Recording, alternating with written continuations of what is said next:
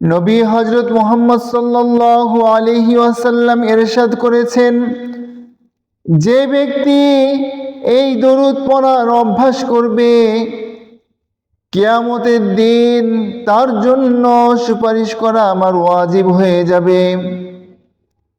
আল্লাহুম্মা সাল্লি আলা মুহাম্মাদ ওয়া আনজিলহুল মাকআদাল মুকাররাবা ইনদাকা ইয়াওমাল কিয়ামাহ।